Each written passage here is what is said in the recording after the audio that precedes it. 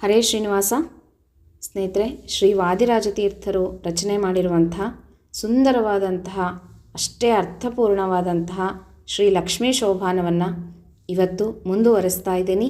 ತುಂಬ ದಿನ ಆಗಿತ್ತು ವಿಡಿಯೋ ಹಾಕೋದಕ್ಕೆ, ಸಮಯ ಆಗಿರಲಿಲ್ಲ ಸ್ನೇಹಿತರೆ. ಇವತ್ತು ನಾನು ಈ ವಿಡಿಯೋನ ಮುಂದುವರಿಸ್ತಾ ಇದ್ದೀನಿ. ಬನ್ನಿ ನೋಡೋಣಂತೆ.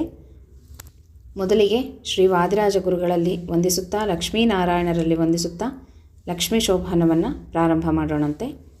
ಶೋಭಾನವೆನ್ನೀರೆ ಸುರರೋಳು ಸೊಬಗನಿಗೆ, ಶೋಭಾನವೆನ್ನಿ ಸುಗುಣನಿಗೆ, ಶೋಭಾನವೆನ್ನೀರೆ ತ್ರಿವಿಕ್ರಮರಾಯಗೆ, ಶೋಭಾನವೆನ್ನಿ ಸುರಪ್ರಿಯಗೆ ಶೋಭಾನೇ.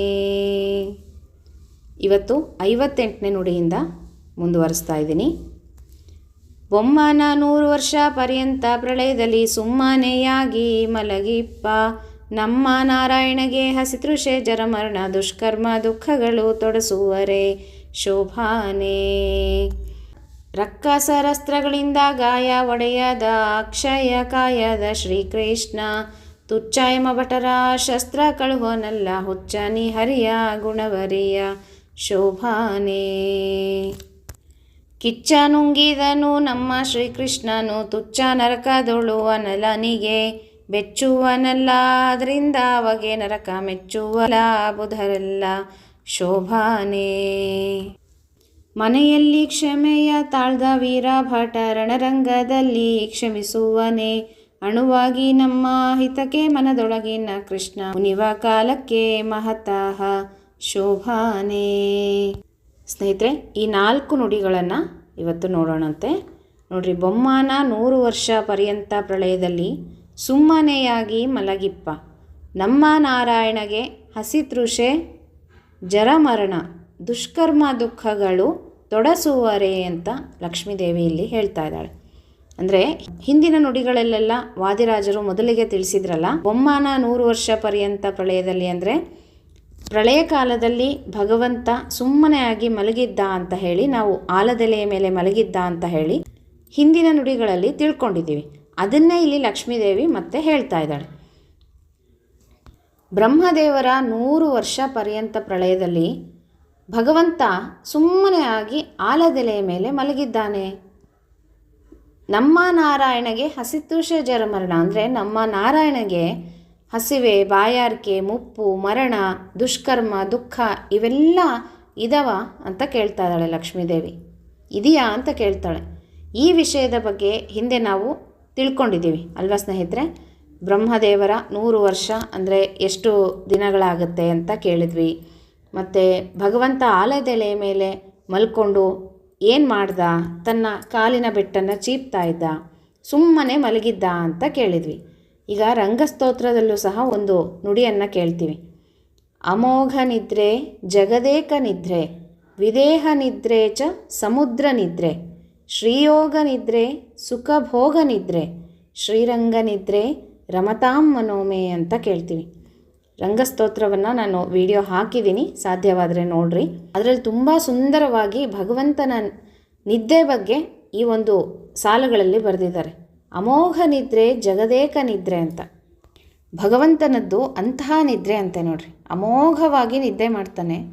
ಜಗದೇಕ ನಿದ್ರೆ, ನಾವು ಸುಮ್ಮನೆ ಮಲ್ಕೊಂಡಿರ್ತೀವಲ್ವ, ನಿದ್ರೆ ಬರುತ್ತಾ? ಸುಮ್ಮನೆ ಯಾವಾಗಲೂ ಮಲಗೇ ಇದ್ದರೆ ನಿದ್ರೆ ಬರೋದಿಲ್ಲ. ಆದರೆ ಭಗವಂತ ತುಂಬ ವರ್ಷಗಳ ಕಾಲ ಆ ರೀತಿಯಾಗಿ ಮಲಗಿದ್ದ ಅಂತ ಹೇಳ್ತಾರೆ. ಜಗದೇಕ ನಿದ್ರೆ, ಜಗತ್ತುಗಳನ್ನೇ ಮೆಚ್ಚಿಸುವಂತಹ ನಿದ್ರೆ. ವಿದೇಹ ನಿದ್ರೆ ಚ ಸಮುದ್ರ ನಿದ್ರೆ, ಹೇಗೆ ಮಲಗಿದ್ದಾನೆ ಭಗವಂತ? ಸಮುದ್ರದ ಮೇಲೆ, ಆಲದೆಲೆಯ ಮೇಲೆ ಮಲಗಿದ್ದಾನೆ. ಜಗತ್ತಿನಲ್ಲಿ ಅವನ ಹಾಗೆ ಯಾರೂ ನಿದ್ರೆ ಮಾಡೋದಿಲ್ಲ ಅಂತ ಹೇಳ್ತಾಳೆ ಲಕ್ಷ್ಮೀದೇವಿ. ಭಗವಂತ ಮಲಗಿದ್ದಾನೆ ಅಂತ ನಾವು ತಿಳಿತೀವಿ, ಆದರೆ ಜಗತ್ತಿನಲ್ಲಿನೇ ಅಂತಹ ನಿದ್ರೆ ಯಾರೂ ಮಾಡಲಿಕ್ಕೆ ಸಾಧ್ಯ ಇಲ್ಲ ಅಂತ. ವಿದೇಹ ನಿದ್ರೆ ಸಮುದ್ರ ನಿದ್ರೆ, ಶ್ರೀಯೋಗ ನಿದ್ರೆ ಸುಖಭೋಗ ನಿದ್ರೆ ಅಂತ ಹೇಳ್ತಾರೆ ನೋಡ್ರಿ. ಭಗವಂತ ಯೋಗ ನಿದ್ರೆಯನ್ನು ಮಾಡ್ತಾನೆ, ಅದರಲ್ಲೂ ಸಹ ಸುಖ ಭೋಗವನ್ನು ಪಡ್ತಾನಂತೆ ನಿದ್ರೆಯಲ್ಲಿ. ಈ ರೀತಿಯಾಗಿ ಮಲಗಿದಂತಹ ಭಗವಂತ ಪ್ರಳಯ ಕಾಲದಲ್ಲಿ ಸುಮ್ಮನೆ ಆಲದೆಲೆಯ ಮೇಲೆ ಮಲಗಿದ್ನಲ್ಲ, ಅಂತಹ ಭಗವಂತನಿಗೆ ಹಸಿವು, ನೀರಡಿಕೆ, ಮುಪ್ಪು, ಮರಣ, ದುಷ್ಕರ್ಮ, ದುಃಖಗಳು ಇವ್ಯಾವುದೂ ಭಗವಂತನಿಗೆ, ನಾರಾಯಣನಿಗೆ ಇಲ್ಲ ಅಂತ ಲಕ್ಷ್ಮೀದೇವಿ ಈ ನುಡಿಯಲ್ಲಿ ತಿಳಿಸ್ತಾ ಇದ್ದಾಳೆ. ಈಗ ಇದನ್ನು ಸಣ್ಣದಾಗೆ ಹೇಳಿದ್ದೀನಿ. ಭಗವಂತನ ನಿದ್ದೆಯ ಬಗ್ಗೆ, ಅಂದರೆ ಆಲದೆಲೆಯ ಮೇಲೆ ಮಲಗಿದ್ನಲ್ಲ ಪ್ರಳಯ ಕಾಲದಲ್ಲಿ, ಅದರ ಬಗ್ಗೆ ನಾವು ಹಿಂದಿನ ನುಡಿಗಳಲ್ಲಿ ತುಂಬ ಕೇಳಿದ್ದೀವಲ್ಲ ಸ್ನೇಹಿತರೆ. ಹಾಗಾಗಿ ಸಣ್ಣದಾಗಿ ಇದರ ವಿವರಣೆಯನ್ನು ಕೊಟ್ಟಿದ್ದೀನಿ. ಇನ್ನು ಮುಂದಿನ ನುಡಿಗೆ ಹೋಗೋಣಂತೆ. ರಕ್ಕಸರಸ್ತ್ರಗಳಿಂದ ಗಾಯ ಒಡೆಯದ ಅಕ್ಷಯ ಕಾಯದ ಶ್ರೀಕೃಷ್ಣ, ತುಚ್ಚ ಯಮಭಟರ ಶಸ್ತ್ರ ಕಳುಹನಲ್ಲ, ಹುಚ್ಚ ನೀಹರಿಯ ಗುಣವರಿಯ ಅಂತ ಹೇಳ್ತಾ ಇದ್ದಾರೆ. ರಾಕ್ಷಸರ ಅಸ್ತ್ರಗಳಿಂದಲೂ ಭಗವಂತ ಯಾವತ್ತೂ ಗಾಯವನ್ನು ಹೊಂದಲಿಲ್ಲ ಅಂತ ಹೇಳ್ತಾ ಇದ್ದಾರೆ ನೋಡ್ರಿ. ಅಕ್ಷಯ ಕಾಯದ ಶ್ರೀಕೃಷ್ಣ ಅಂದರೆ ಅವಿನಾಶಿಯಾದಂತಹ ಶ್ರೀಕೃಷ್ಣ ತುಚ್ಛ ಯಮಭಟರ ಶಸ್ತ್ರಕ್ಕೆ ತಾನು ಅಳುಕ್ತಾನ, ಅಂದರೆ ಅಳುಗ್ತಾನ, ಹೆದರ್ತಾನ ಅಂತ ಇಲ್ಲಿ ಲಕ್ಷ್ಮೀದೇವಿ ಕೇಳ್ತಾ ಇದ್ದಾಳೆ. ತುಚ್ಛ ಯಮಭಟರು ಅಂತ ಹೇಳ್ತಾಳೆ. ಅಂದರೆ ಯಮಭಟರು ತುಚ್ಛರು, ಅವರು ಭಗವಂತನನ್ನು ಭಯಪಡಿಸ್ಲಿಕ್ಕೆ ಸಾಧ್ಯ ಇದೆಯಾ ಶಸ್ತ್ರಗಳಿಂದ ಅಂತ ಲಕ್ಷ್ಮೀದೇವಿ ಹೇಳ್ತಾರೆ. ಹುಚ್ಚ ನೀ ಹರಿಯ ಗುಣವರಿಯ ಅಂತ. ಹುಚ್ಚ ನೀನು ದೇವರ ಗುಣಗಳನ್ನು ಹುಚ್ಚ ನೀನು ದೇವರ ಗುಣಗಳನ್ನು ತಿಳಿದಿಲ್ಲ, ಮೊದಲು ಅದನ್ನು ಮಾಡು, ದೇವರ ಗುಣಗಳನ್ನು ತಿಳಿದುಕೋ ಮೊದಲು ಅಂತ ಲಕ್ಷ್ಮೀದೇವಿ ಹೇಳ್ತಾ ಇದ್ದಾಳೆ ನೋಡ್ರಿ.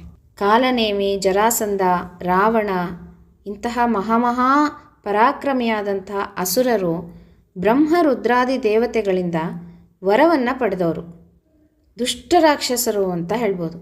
ಇವರು ಕೂಡ ಭಗವಂತನ ದೇಹದ ಮೇಲಿನ ಒಂದು ರೋಮವನ್ನು ಸಹ ಅಲುಗಾಡಿಸಲು ಸಾಧ್ಯವಾಗಲಿಲ್ಲಂತೆ ನೋಡ್ರಿ. ಇದು ದೇವರ ಅದ್ಭುತವಾದಂಥ ಪರಾಕ್ರಮ ಅಂತ ಹೇಳ್ಬೋದು. ಕಾಲನೇಮಿ ಇದನ್ನಲ್ಲ, ಇವನು ಅಸುರ ಅತ್ಯಂತ ಪರಾಕ್ರಮಿಯಾಗಿದ್ದರೂ ಸಹ ಭಗವಂತನಿಗೆ ಭಯ ಪಟ್ಟಿದ್ದಾನಂತ ನೋಡ್ರಿ. ಮರಣದ ಭಯ ಕಾಲನೇಮಿಗೆ ಇತ್ತಂತೆ. ಯಾರನ್ನೂ ಬಿಡಲ್ಲ ಕರ್ಮ ಅಂತ ಹೇಳ್ತೀವಿ ಅಲ್ವಾ. ಎಲ್ಲ ದುಷ್ಟರಿಗೆ ಯಮನ ಭಯ ಇದೆ. ಯಾಕೆ ಅಂದರೆ ಒಂದಲ್ಲ ಒಂದು ದಿನ ಭಗವಂತ ನಮ್ಮನ್ನು ಸಂಹಾರ ಮಾಡ್ತಾನೆ. ಆದರೆ ಭಗವಂತನಿಗೆ ಯಮನ ಭಯ ಇಲ್ಲ ಅಂತ ಲಕ್ಷ್ಮೀದೇವಿ ಹೇಳ್ತಾ ಇದ್ದಾಳೆ. ಕಾಲನೇಮಿ ಮಹಾರಾಕ್ಷಸ. ಭಗವಂತನ ಎದೆಗೆ ಕಾಲನೇಮಿ 100 ಕೈಗಳಲ್ಲಿ ಆಯುಧಗಳನ್ನು ಹಿಡ್ಕೊಂಡು ಭಗವಂತನ ಎದೆಗೆ ಹೊಡೆದಿದ್ದಾನಂತ ನೋಡ್ರಿ. ನಾನಾ ರಾಕ್ಷಸರು ಭಗವಂತನ ವಿರುದ್ಧ ಆಯುಧಗಳಿಂದ ಪ್ರಹಾರ ಮಾಡಿದ್ದಾರೆ, ಭಗವಂತನ ಜೊತೆಗೆ ಯುದ್ಧ ಮಾಡಿದ್ದಾರೆ. ಆದರೂ ಸಹ ಭಗವಂತ ಬೆಟ್ಟದಂತೆ ಗಟ್ಟಿಯಾಗಿ ತಾನು ನಿಂತಿದ್ದಾನೆ ನೋಡ್ರಿ. ಏನೇನೇನೇನು ಒಂದು ಚೂರು ಸಣ್ಣ ಗಾಯ ಸಹ ಭಗವಂತನಿಗೆ ಆಗಿಲ್ಲ. ಎಂತಹ ದುಷ್ಟ ಕಾಲನೇಮಿ ಭಗವಂತನ ಎದೆಗೆ ಹೊಡೆದಿದ್ದಾನೆ ಅಂತಂದರೆ 100 ಆಯುಧಗಳಿಂದ. ಅದರಿಂದ ಭಗವಂತನಿಗೆ ಏನೂ ಆಗಿಲ್ಲ, ಬೆಟ್ಟದ ಹಾಗೆ ಗಟ್ಟಿಯಾಗಿ ನಿಂತಿದ್ದಾನೆ ಭಗವಂತ. ಇಂತಹ ರಾಕ್ಷಸರ ಈ ಶಸ್ತ್ರಗಳಿಂದನೇ ಘಾಸಿಗೊಳ್ಳದಂತಹ ಭಗವಂತ, ಘಾಸಿ ಆಗದೇ ಇರುವಂತಹ ಭಗವಂತನಿಗೆ ತುಚ್ಛ ಯಮಭಟರು ಅವರು ಏನು ಮಾಡಲಿಕ್ಕೆ ಸಾಧ್ಯ ಅಂತಾಳೆ ಲಕ್ಷ್ಮೀದೇವಿ. ಯಮಭಟರನ್ನು ನೋಡಿ ಭಗವಂತ ಅಂಜಲಿಕ್ಕೆ ಸಾಧ್ಯನಾ? ಯಮಭಟರ ಶಸ್ತ್ರಗಳನ್ನು ನೋಡಿ ಭಗವಂತ ಅಂಜುತ್ತಾನ? ಭಗವಂತನಿಗೆ ಯಾರ ಭಯನೂ ಇಲ್ಲ ಅಲ್ವಾ. ಅಪ್ರಾಕೃತ ಶರೀರ ಭಗವಂತನದ್ದು. ಹುಚ್ಚಾನಿ ಹರಿಯ ಗುಣವರಿಯ. ಹುಚ್ಚ, ಭಗವಂತನ ಗುಣವನ್ನು ಫಸ್ಟು ನೀನು ತಿಳ್ಕೊ, ಆಮೇಲೆ ಮಾತನಾಡ್ರಿ ಅಂತ ಹೇಳ್ತಾಳೆ ಲಕ್ಷ್ಮೀದೇವಿ. ಇಷ್ಟು ಸುಂದರವಾದ ನುಡಿ ಅಲ್ವಾ ಸ್ನೇಹಿತರೆ. ಈಗ ಮುಂದಿನ ನುಡಿಗೆ ಹೋಗೋಣ. ಕಿಚ್ಚ ನುಂಗಿದನು ನಮ್ಮ ಶ್ರೀಕೃಷ್ಣನು, ತುಚ್ಚ ನರಕದೋಳು ಅನಲನಿಗೆ, ಬೆಚ್ಚುವನಲ್ಲ ಅದರಿಂದ ಅವಗೆ, ನರಕ ಮೆಚ್ಚುವರಲ್ಲ ಬುಧರೆಲ್ಲ ಅಂತ. ನಮ್ಮ ಕೃಷ್ಣ ಪರಮಾತ್ಮ ಕಾಳ್ಗಿಚ್ಚನ್ನು ನುಂಗಿದ. ಅಂತಹ ಭಗವಂತನಿಗೆ ತುಚ್ಛವಾದಂಥ ನರಕದಲ್ಲಿ ನಾನಾ ವಿಧವಾದಂಥ ಶಿಕ್ಷೆಗಳನ್ನು ಕೊಟ್ಟು ಉರಿಯುವ ಬೆಂಕಿಯಲ್ಲಿ ಬೇಯಿಸ್ತಾರಲ್ಲ, ಅದಕ್ಕೆಲ್ಲ ನಮ್ಮ ಶ್ರೀಕೃಷ್ಣ ಬೆಚ್ಚುತ್ತಾನ? ಅದರಿಂದ ಅವನಿಗೆ ನರಕಾದಿಗಳು ಇದ್ದಾವೆ ಅಂತ ಅಂದ್ಕೊತೀರಾ ನೀವು? ಭಗವಂತನಿಗೆ ನರಕಾದಿಗಳು ಇಲ್ಲ ಅಂತ ಇದ್ದಾಳೆ ಲಕ್ಷ್ಮೀದೇವಿ. ಕೃಷ್ಣ ಪರಮಾತ್ಮ ಕಾಲಿಯ ಮರ್ದನವನ್ನು ಮಾಡಿಬಿಟ್ಟು ಸುರಕ್ಷಿತವಾಗಿ ಹಿಂತಿರುಗಿ ಬರ್ತಾನೆ. ಎಲ್ಲ ಗೋಪಿಯರೆಲ್ಲನೂ ಸಂಭ್ರಮವನ್ನು ಪಡ್ತಾರೆ ಆ ಒಂದು ಕ್ಷಣವನ್ನು. ಅವತ್ತು ಯಮುನಾ ನದಿಯ ತೀರದಲ್ಲಿನೇ ಮಲಗಿರ್ತಾರೆ. ನಡುರಾತ್ರಿಯಲ್ಲಿ ಕಾಳ್ಗಿಚ್ಚು ಆವರಿಸುತ್ತೆ, ಭಯಂಕರವಾದಂಥ ಕಾಳ್ಗಿಚ್ಚು. ಒಂದೇ ಒಂದು ಕ್ಷಣದಲ್ಲಿ ಕಾಳ್ಗಿಚ್ಚು ಇವ್ರನ್ನೆಲ್ಲ ಸುತ್ತುವರೆದು ಬಿಡುತ್ತೆ. ಎಲ್ಲರೂ ಕೃಷ್ಣ ಬೆಂಕಿ, ಕೃಷ್ಣ ಬೆಂಕಿ, ಬೆಂಕಿ ಅಂತ ಹೇಳಿ ಕೂಗಲಿಕ್ಕೆ ಶುರು ಮಾಡ್ತಾರೆ. ಎಲ್ಲಿ ನೋಡಿದ್ರೂ ಬೆಂಕಿ ದಗ ದಗ ದಗ ದಗ ಉರಿತಾ ಇದೆ. ಸ್ವಲ್ಪನೂ ಸ್ಥಳವಿಲ್ಲ, ಅಷ್ಟು ಆವರಿಸ್ಬಿಟ್ಟಿದೆ. ಒಂದು ಕ್ಷಣದಲ್ಲಿ ಕಾಳ್ಗಿಚ್ಚು ಆವರಿಸ್ಬಿಟ್ಟಿದೆ. ಆಗ ಕೃಷ್ಣ ಪರಮಾತ್ಮ ಹೇಳ್ತಾನಂತೆ, ನೀವೆಲ್ಲ ಒಂದು ಸ್ವಲ್ಪ ಹೊತ್ತು ಕಣ್ಣು ಮುಚ್ಕೊಳ್ರಿ ಅಂತನಂತೆ. ಆಗ ಎಲ್ಲರೂ ಗೋಪಿಯರು ಕಣ್ಣು ಮುಚ್ಕೊಳ್ತಾರೆ. ಕೃಷ್ಣ ಪರಮಾತ್ಮ ಒಂದೇ ಕ್ಷಣದಲ್ಲಿ ಇಡೀ ಕಾಳ್ಗಿಚ್ಚನ್ನು ಪಾನ ಮಾಡಿಬಿಡ್ತಾನೆ, ಅಂದರೆ ತೊಗೊಂಡ್ಬಿಡ್ತಾನೆ, ಕುಡಿದ್ಬಿಡ್ತಾನೆ ಭಗವಂತ. ಅಷ್ಟು ಕಾಳ್ಗಿಚ್ಚನ್ನು ನುಂಗಿಬಿಡ್ತಾನೆ, ಇಡೀ ಕಾಳ್ಗಿಚ್ಚನ್ನು ಪಾನ ಮಾಡಿಬಿಡ್ತಾನೆ ಭಗವಂತ. ಹೀಗೆ ಎಲ್ಲ ಗೋಪಾಲಕರನ್ನು, ಗೋವುಗಳನ್ನು ರಕ್ಷಣೆ ಮಾಡಿದಂಥ ಭಗವಂತ, ಇಷ್ಟೆಲ್ಲ ಮಾಡಿದಂಥ ಭಗವಂತನಿಗೆ ನರಕದಲ್ಲಿ ಭಯ ಇದೆಯಾ? ನರಕದಲ್ಲಿ ಅನೇಕ ಶಿಕ್ಷೆಗಳನ್ನು ಕೊಡ್ತಾರೆ. ಪಾಪಗಳು ಮಾಡಿದವ್ರಿಗೆ ನಾನಾ ವಿಧವಾದಂಥ ಶಿಕ್ಷೆಗಳನ್ನು ಕೊಡ್ತಾರೆ. ಬೆಂಕಿಗೆ ಸಂಬಂಧಿಸಿದಂಥ ಶಿಕ್ಷೆಗಳು, ಘೋರ ಶಿಕ್ಷೆಗಳು ಅಂತ ಹೇಳ್ಬೋದು. ಬೆಂಕಿಯಲ್ಲಿ ಬೇಯಿಸ್ತಾರೆ, ಹುರಿತಾರೆ, ಎಣ್ಣೆಯಲ್ಲಿ ಹಾಕಿ ಕರೀತಾರೆ, ಹೀಗೆಲ್ಲ ಶಿಕ್ಷೆಗಳಿದೆಯಂತೆ. ಹೀಗೆ ಬೆಂಕಿಯನ್ನೇ ನುಂಗಿದಂಥ ಭಗವಂತನಿಗೆ ಇದೆಲ್ಲ ಏಕಶ್ಚಿತ್ ಅಂತಾಳೆ ಲಕ್ಷ್ಮೀದೇವಿ. ಭಗವಂತನಿಂದ ಹುಟ್ಟಿದ ಅಗ್ನಿ ಅವನು ಅಲ್ವಾ? ಭಗವಂತನೇ ಎಲ್ಲ ಸೃಷ್ಟಿಗೂ ಕಾರಣಕರ್ತ. ಹಾಗಾಗಿ ಅಗ್ನಿಯನ್ನು ಹುಟ್ಟಿಸಿದ್ದೇ ಭಗವಂತ. ಹೀಗಿದ್ದಾಗ ಆ ಅಗ್ನಿ ಭಗವಂತನನ್ನು ಸುಡಲಿಕ್ಕೆ ಸಾಧ್ಯ ಇದೆಯಾ? ಹಾಗಾಗಿ ಕಿಚ್ಚ ನುಂಗಿದನು ನಮ್ಮ ಶ್ರೀಕೃಷ್ಣನು, ತುಚ್ಚ ನರಕದೋಳು ಅನಲನಿಗೆ. ನೋಡ್ರಿ, ಭಗವಂತ ಕಿಚ್ಚು ಅಂದರೆ ಕಾಳ್ಗಿಚ್ಚನ್ನೇ ನುಂಗಿದಂಥ ಭಗವಂತನಿಗೆ ತುಚ್ಚ ನರಕ, ಅಂತಹ ಕನಿಷ್ಠವಾದಂಥ ನರಕದೊಳಗೆ ಭಗವಂತನಿಗೆ ಏನಾದರೂ ಬೆಂಕಿಯಲ್ಲಿ ಶಿಕ್ಷೆ ಕೊಡಲಿಕ್ಕೆ ಸಾಧ್ಯ ಇದೆಯಾ? ಭಗವಂತ ನರಕಕ್ಕೆ ಹೋಗಲಿಕ್ಕೆ ಸಾಧ್ಯ ಇದೆಯಾ? ಅಂತಹ ತಪ್ಪುಗಳನ್ನು ನಮ್ಮ ಥರ ಭಗವಂತ ಮಾಡಿದಾನ? ಅದ್ಯಾವುದಕ್ಕೂ ಭಗವಂತ ಹೆದರೋದಿಲ್ಲ ಅಂತಾಳೆ ಲಕ್ಷ್ಮೀದೇವಿ. ಅದರಿಂದ ಅವನಿಗೆ ನರಕ ಅನ್ನೋದೇ ಇಲ್ಲ, ನರಕ ಸಲ್ಲದು ಅಂತಾಳೆ. ಮೆಚ್ಚುವರೆಲ್ಲ ಬುಧರೆಲ್ಲ, ಇದನ್ಯಾರು ಬುಧರು ಮೆಚ್ಚೋದಿಲ್ಲ. ಹಾಗಾಗಿ ಭಗವಂತನಿಗೆ ನರಕಾದಿಗಳು ಇಲ್ಲ ಅಂತ ಲಕ್ಷ್ಮೀದೇವಿಯಲ್ಲಿ ಮತ್ತೆ ಹೇಳ್ತಾ ಇದ್ದಾಳೆ. ಈಗ ಮುಂದಿನ ನುಡಿಗೆ ಹೋಗೋಣ ಸ್ನೇಹಿತರೆ. ಮನೆಯಲ್ಲಿ ಕ್ಷಮೆಯ ತಾಳ್ದ ವೀರಭಟ, ರಣರಂಗದಲ್ಲಿ ಕ್ಷಮಿಸುವನೆ, ಅಣುವಾಗಿ ನಮ್ಮ ಹಿತಕ್ಕೆ ಮನದೊಳಗಿನ ಕೃಷ್ಣ, ಮುನಿವ ಕಾಲಕ್ಕೆ ಮಹತ್ತಾಹ ಅಂತ ಹೇಳ್ತಾ ಇದ್ದಾರೆ.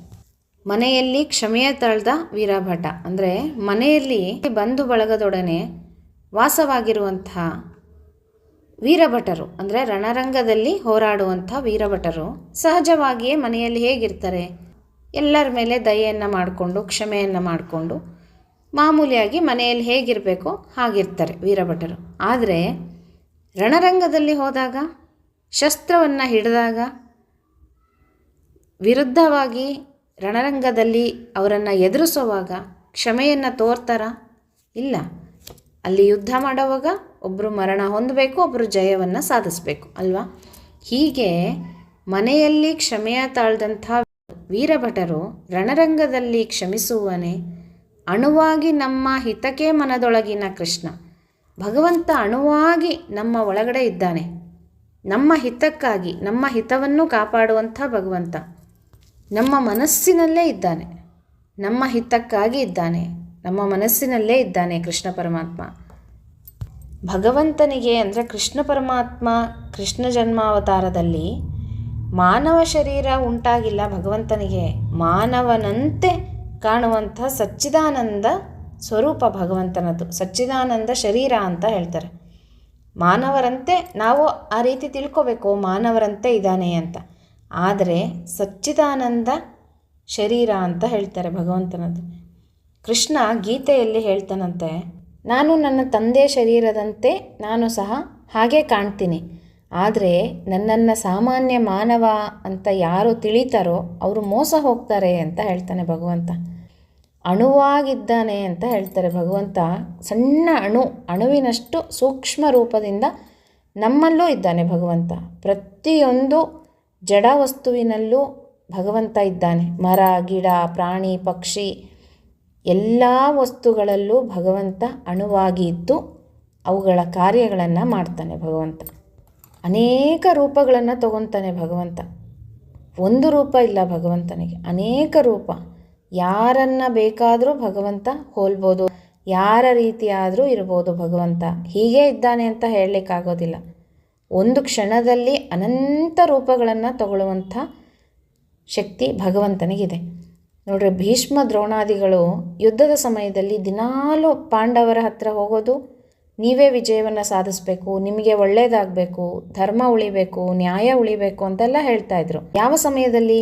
ಸೂರ್ಯಾಸ್ತ ಆದಮೇಲೆ, ಯುದ್ಧ ನಿಂತ ಮೇಲೆ ಸಾಯಂಕಾಲ, ಆವಾಗ ಈ ರೀತಿಯಾಗಿ ಅವ್ರ ಹತ್ರ ಹೋಗಿ ಹೇಳ್ತಾಯಿದ್ರು. ಮತ್ತೆ ಬೆಳಗ್ಗೆ ಯುದ್ಧದ ಸಮಯದಲ್ಲಿ ಅವರ ವಿರುದ್ಧವಾಗಿಯೇ ಯುದ್ಧ ಮಾಡ್ತಾಯಿದ್ರು. ಹಾಗೆ ಮನೆಯಲ್ಲಿ ಕ್ಷಮೆಯನ್ನು ತಾಳ್ದಂಥ ವೀರಭಟರು ರಣರಂಗದಲ್ಲಿ ಏನಾದರೂ ಕ್ಷಮಿಸ್ಬಿಟ್ರೆ ಯುದ್ಧ ನಡೆಯೋದಿಲ್ಲ. ಹಾಗೆ ಮಾಡೋದಿಲ್ಲ ಅವರು. ದೇವರು ಹಾಗೆ ಇದ್ದಾನೆ ಅಂತ ಹೇಳ್ತಾರೆ. ಅತ್ಯಂತ ಸೂಕ್ಷ್ಮ ದೇವರು. ದೇವರನ್ನು ಕೇವಲ ನಾವು ಒಂದು ಭಕ್ತಿಯಿಂದ ಕಟ್ಟಿ ಹಾಕಿ ನಮ್ಮ ಮುಂದೆ ಕೂಡಿಸ್ಬೋದು. ಭಗವಂತನನ್ನು ಕೇವಲ ಒಂದು ಭಕ್ತಿಯಿಂದ ನಾವು ಹೇಳ್ದಂಗೆ ಕೇಳ್ತಾನೆ ಭಗವಂತ. ಭಕ್ತಿ ಮಾಡಬೇಕು ಅಷ್ಟೆ.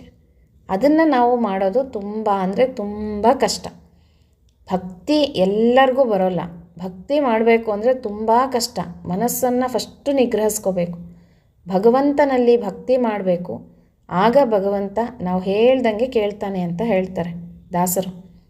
ಭಗವಂತನನ್ನು ದಾಸರೆಲ್ಲರೂ ಅಷ್ಟೇ ತಮ್ಮ ಹಾಡುಗಳಿಂದ ಕೀರ್ತನೆಗಳಿಂದ ಕಟ್ಟಿ ಹಾಕಿ ಕುಣಿಸ್ತಿದ್ರಂತೆ. ಭಗವಂತ ಕುಣಿತಿದ್ನಂತೆ. ಕೃಷ್ಣ ಪರಮಾತ್ಮ ದಾಸರು ಹಾಡು ಹೇಳ್ತಾ ಇದ್ರೆ ಸುಲಭನೋ ಹರಿ ಅಂತ ಹೇಳ್ತಾರಲ್ವ. ದಾಸರು ಎಷ್ಟು ಚಂದ ಬರೆದಿದ್ದಾರೆ ಅಂದರೆ ಹರಿಕಥಾಮೃತ ಸಾರದಲ್ಲಿ, ಸುಲಭನೋ ಹರಿ ತನ್ನವರ ನರಗಳಿಗೆ ಬಿಟ್ಟಗಲನು ಅಂತ. ಒಂದು ಅರಗಳಿಗೇನೂ ನಮ್ಮನ್ನು ಬಿಟ್ಟು ಅಗಲೋದಿಲ್ಲ ಆ ಕಡೆ ಈ ಕಡೆ ಭಗವಂತ. ಅಷ್ಟು ಸುಲಭ, ಅಷ್ಟು ಭಕ್ತಿಗೆ ನಮ್ಮ ಹಿಂದೆ ಇರ್ತಾನೆ ಅಂತ. ಅಣುವಾಗಿ ನಮ್ಮ ಮನಸ್ಸಿನಲ್ಲೇ ಇದ್ದಾನೆ ಭಗವಂತ.